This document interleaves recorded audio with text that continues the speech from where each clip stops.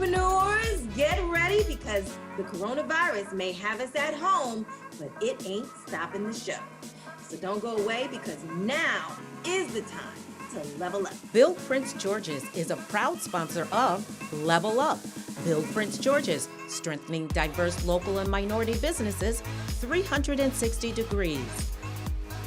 5, 4, 3, 2, 1. Level up. Level up. Level up.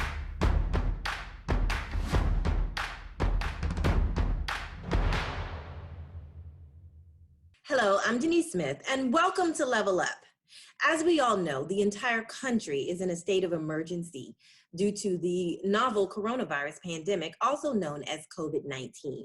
The governors of Maryland and Virginia and the mayor of DC, along with many states across the country, have all issued stay-at-home orders and the closures of business unless you have been deemed essential. Today, I'm going to be speaking with guests who can speak to what small business owners can do to survive this unprecedented time. My first guest is deemed an essential business owner, Lenell Watson, owner of the Crab Boss in Brandywine, Maryland. He's also opened up a new location in Washington, D.C. It is so good to see you again. I'm so excited for you to be here. Thank you. Thank you. How are you, Denise? How you been? I'm doing good. I'm doing good. Just trying to stay put. So, you know, small business owners are struggling during this time. What kind of changes have you had to make during the COVID-19 period? Well, during this time, it's been very challenging to try to adapt to the new world. Is what I call it. The new way of doing things. Everybody's on high alert. Nobody knows exactly the full details on how you get sick or how is it transmitted. We hear things, but nobody really knows. So everybody's just super cautious on how they're moving about. We have been deemed as an essential restaurant where we can operate under limited circumstances and serve our customers. So what we did was, for the first couple of days when Governor Hogan implemented the restrictions on Maryland restaurants, we allowed people to come in and still do takeout, because you can do takeout and pickup or delivery. And I was just so nervous because the people were coming in, they would place their orders, but it was times where I had to be mindful, like, hey, we only can have 10 people and maintain 6 feet apart. But it just was so up and down, nerve-wracking, and then I have to worry about trying to keep my people, my employees safe, and also keep the people who are coming in to patronize us safe also. So it got to a point to, after probably a week, I just say, you know what, we're gonna shut down the front and we're not gonna allow anybody to come in and build it unless you work here. So what I did was I utilized my point of sale, my POS system, and I set up my online ordering to make it streamlined so that people can now place your orders online, but you don't have to get out the car. You don't have to come in the building or anything. You place your order online, you pull up to the side of the building. I actually brought in some guys to help with, now we are shuffling orders out the door with masks on, with gloves and different things like that.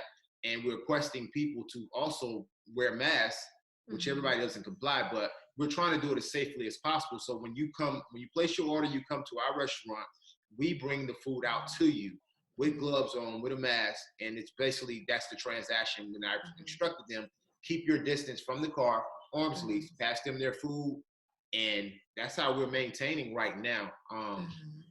That's about the safest way that we can do it besides just shutting down.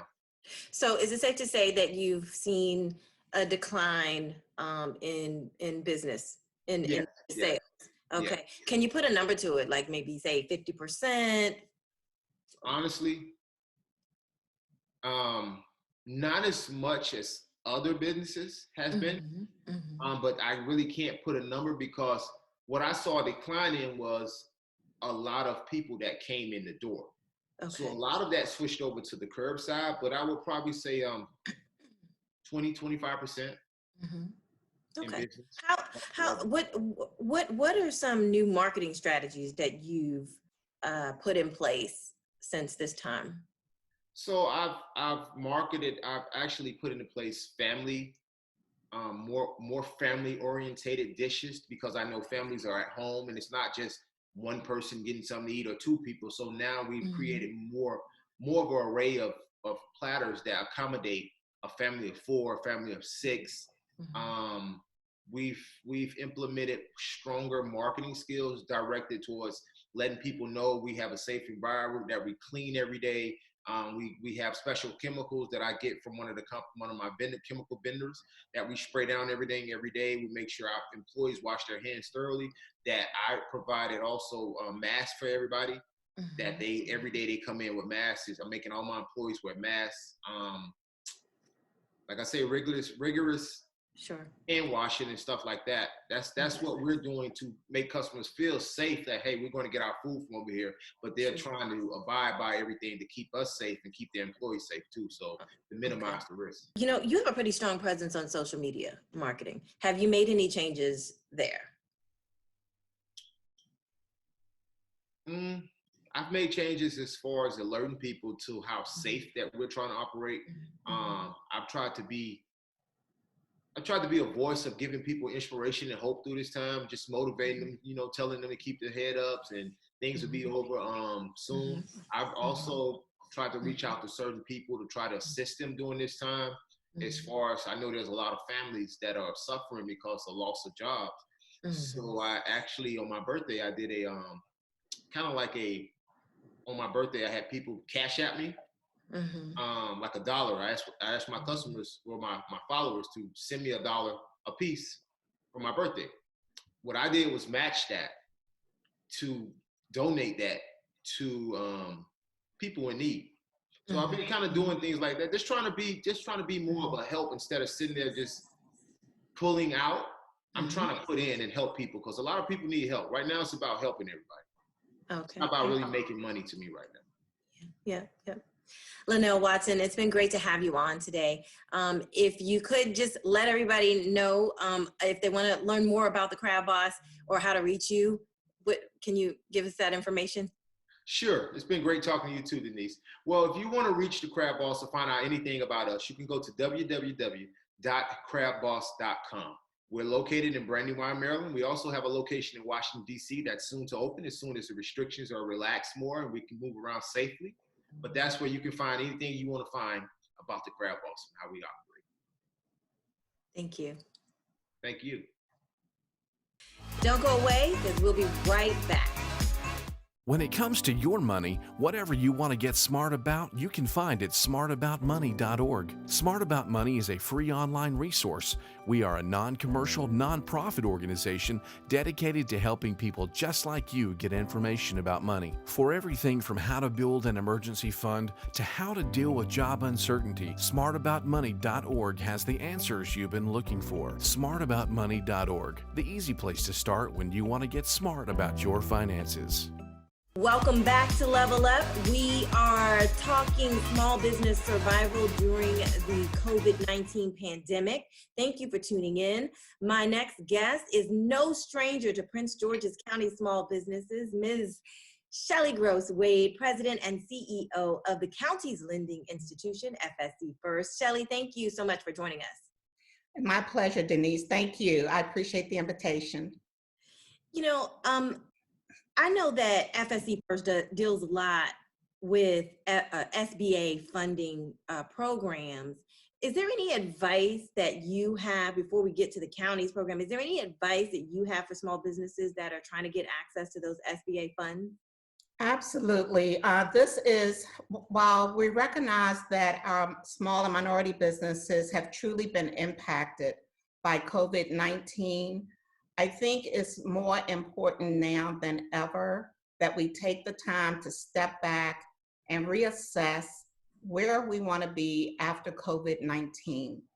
This crisis came upon us without a warning, so a lot of us didn't have an opportunity even to anticipate what would happen or how we would get through it or what our needs would be. So my advice to small businesses at this time is to really take advantage of your having to close your doors, to reassess what you want to be, how you're going to survive when we're all allowed to re-engage in our new normal, whatever that is for us, regardless of whether we are in the service industry, in the production industry, manufacturing goods, whatever it is, regardless of whether we're providing a product or service. My advice is take this downtime to reassess how you can retool or do turnaround management for your company to come out of this more successful on the other side. So I would say use this unfortunate situation as an opportunity to recalibrate. You can come out of it. Most of us will come out of it, but make sure that we have given it a strategic thought as to how we can be sustainable after COVID-19. Obviously, there's going to be a new way of doing business. So are we positioning ourselves to be in place to do business? That's good. Good advice. Thank you. I know that there's a lot of businesses out here struggling financially. And while SBA has their programs, it seems like the local jurisdictions have programs that are more easily accessible for them. What's Prince George's County set up for small businesses during this time? Great question. So I'm pleased to announce, as many businesses know, that we have a phenomenal county executive right now. She is making sure that everybody gets included in whatever solutions we're able to bring to the table. And so she asked that we stand up a program to specifically be available to address the small and minority businesses, recognizing that they're going to be the hardest hit through this crisis in Prince George's County. And so I'm pleased to report that County Executive Angela Brooks, as well as the County Council, came together in collaboration and agreed to fund the COVID-19 Business Relief Fund for Prince George's County-based businesses.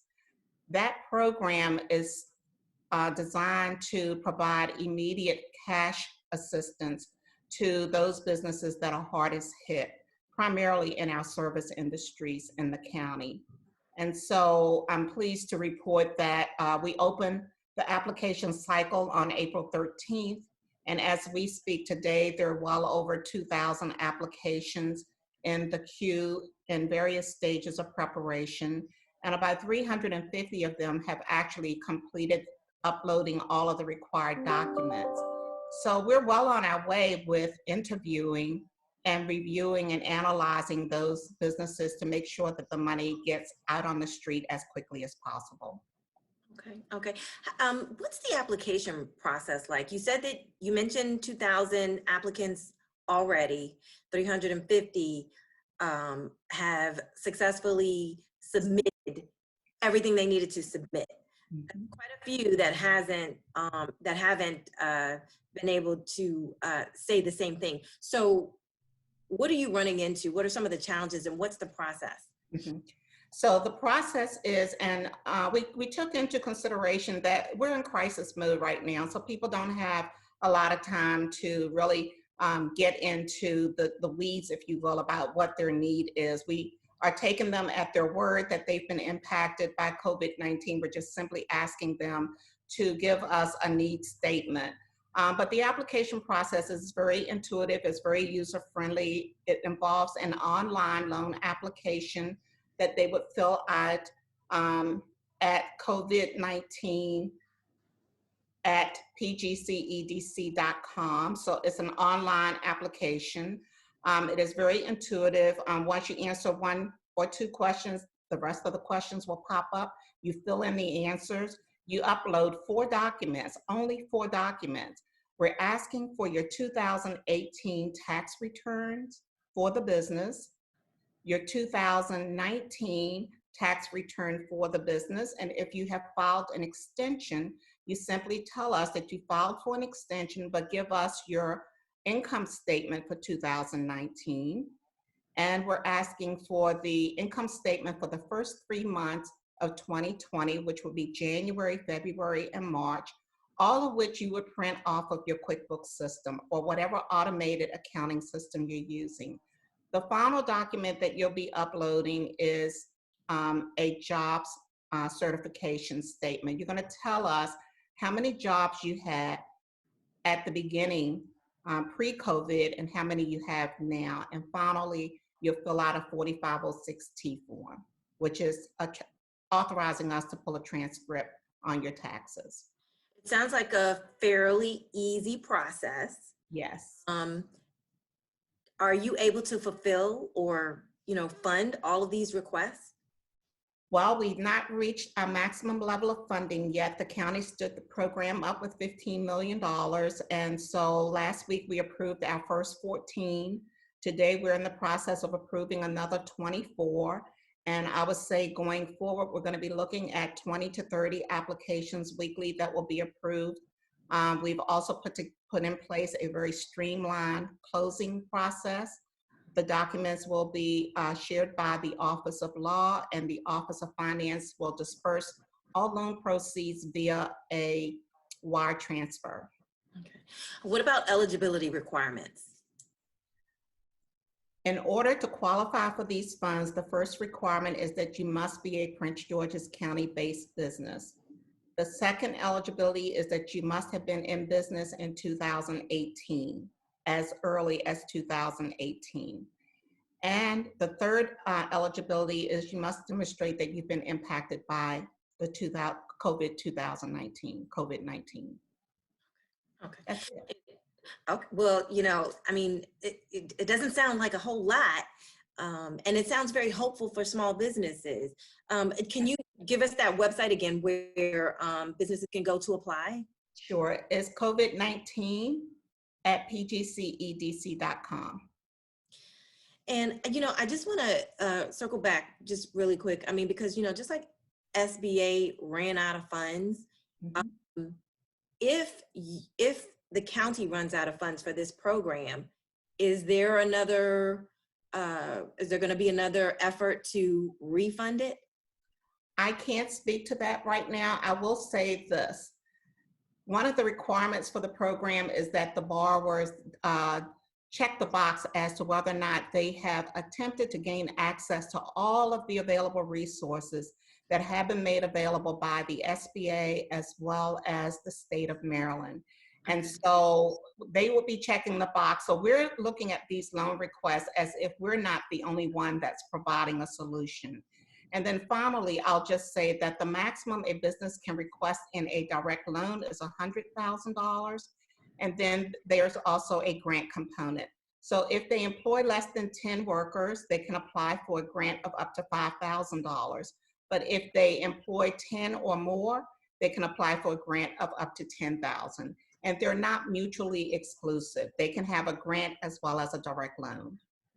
Shelly Gross-Wade, it's been a pleasure having you on. Thank you so much for this information. I appreciate the opportunity. Thank you and stay well. Shelly Gross-Wade, it's been a pleasure seeing you again. Thank you so much for this information. Don't go away. Small businesses who've had to close your doors, you don't want to miss what's next.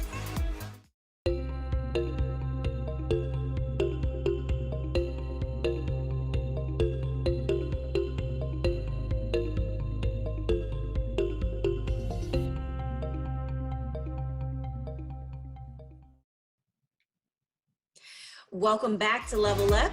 Thank you for tuning in. We've been talking about how small businesses can survive during the COVID-19 pandemic. My next guest is we're going to talk about what you can do to keep your business relevant during this critical time. Lynn Cooper is the Chief Social Officer of Socially Ahead. Thank you so much for joining us today. Thank you for having me. It's great to see you, Denise. Yeah, you too. You too. So, we're in an interesting time right now. What are some things small businesses can do to stay relevant during this critical time? There's really no easy answer. Unfortunately, millions of business owners are scrambling to reinvent themselves. Many have found innovative ways to roll with the punches, from maybe rethinking their products or services to even just hosting virtual events. Right now, I really think this should be a wake-up call for every business owner to consider how they've been doing business. I want them to think about, is their current business model able to survive the changes that will come from COVID-19? How do you expect your customers to behave moving forward? And what will matter and won't matter to them can help you accommodate that new type of customer. And then also think about how you can digitize any of your products or services and start offering them online. So it sounds like you need to be able to shift, you know, some of your efforts. How difficult is that, you know, going from a physical presence to going online when you've had to physically close your doors? I mean, I think that's going to be a struggle for a lot of people, especially if they're not digital savvy at all. I think this is a great time to utilize the experts that we have in the region to help you get online. If not, this is a great time for you to learn how to get online. There's a lot of free classes that are being given. I would jump on that just to start, because I feel that's important for business owners to understand what e-commerce is and what it means. It is the future of business. And you know, the larger companies out here, they're already able to, you know, buy television ads. They have, you know, enough funds for TV and radio. The smaller companies may not have that capability. How can they use social media to be able to continue to keep their name out there and market their services? There are so many ways. Really, the great thing that I love about social media advertising versus television or print is you can actually measure it and you can actually target it. So versus just throwing something at the wall and saying, okay, I hope that, you know, people see this, you can actually say, I'm looking for this particular type of person. Are they an online shopper? Do they use their credit card online? What zip code are they in? You can really target down. So this is a great time for you to create content, share your services, share your knowledge, especially if you're a service-based business and you've got something that you can offer, whether it's a gym or you're a cleaner. Right now, if you're a janitor right now, I'd love for you to jump online and tell me how can I clean my house going forward in my business. If you're a yoga instructor, definitely, you know, start doing classes online. You really need to leverage this time. Use it think of it as a pause for you to reset your business for the future. So is social media the answer in this state of emergency? It's always the answer. Now,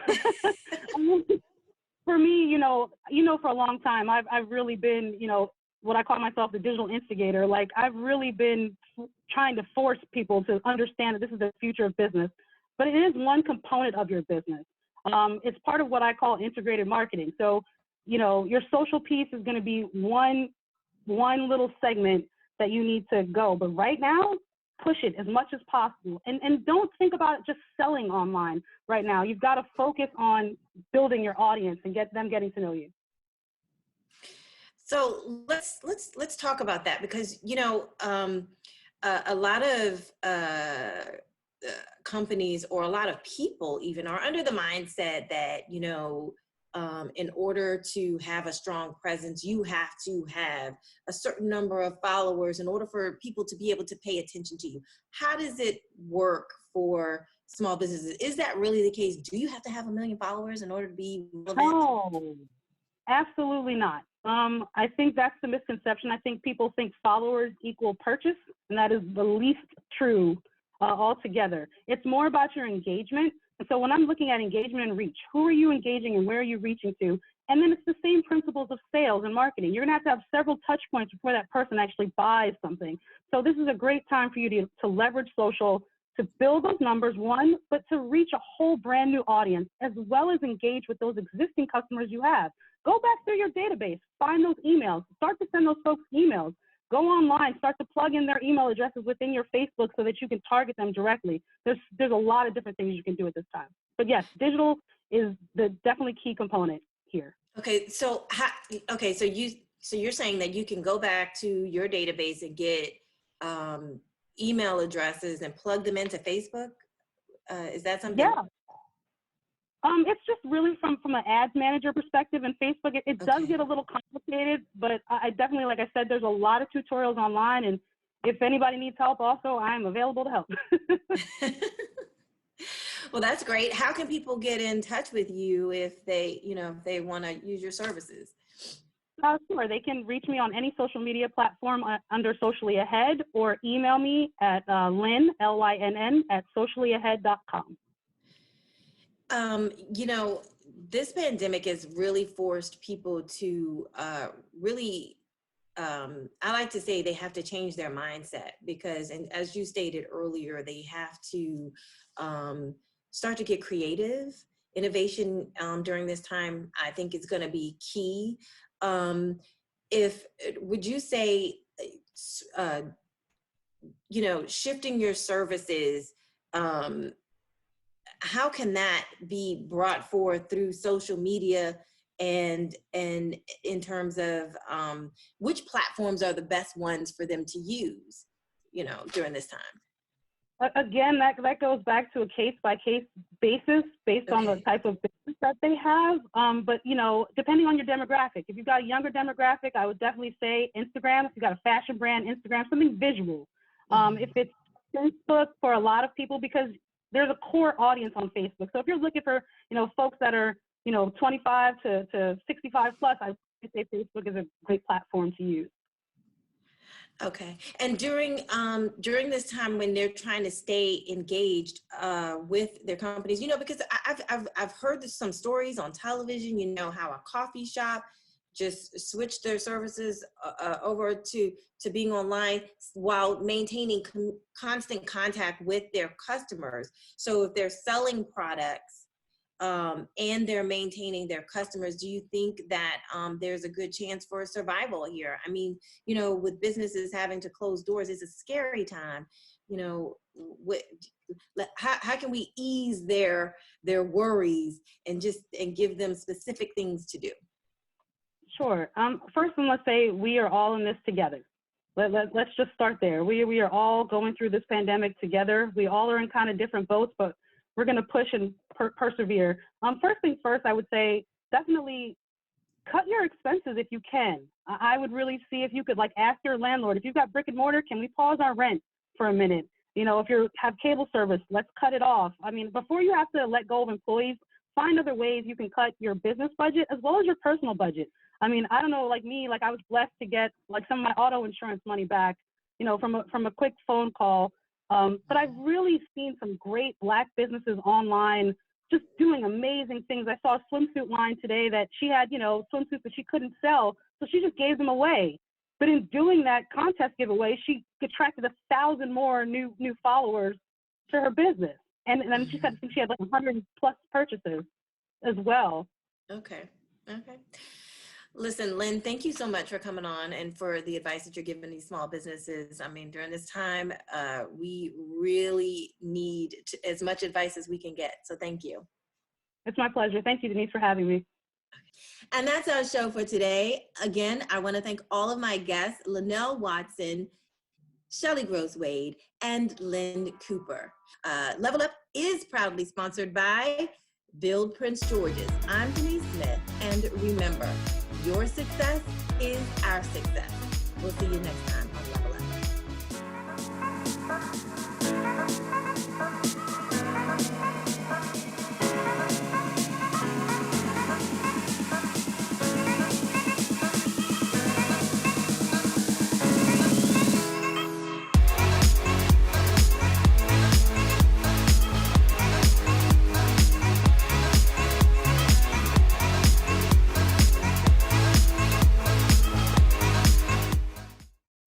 There are everyday actions to help prevent the spread of respiratory diseases. Wash your hands. Avoid close contact with people who are sick. Avoid touching your eyes, nose, and mouth. Stay home when you are sick. Cover your cough or sneeze. Clean and disinfect frequently touched objects with household cleaning spray. For more information, visit cdc.gov/COVID-19. This message brought to you by the National Association of Broadcasters and this station.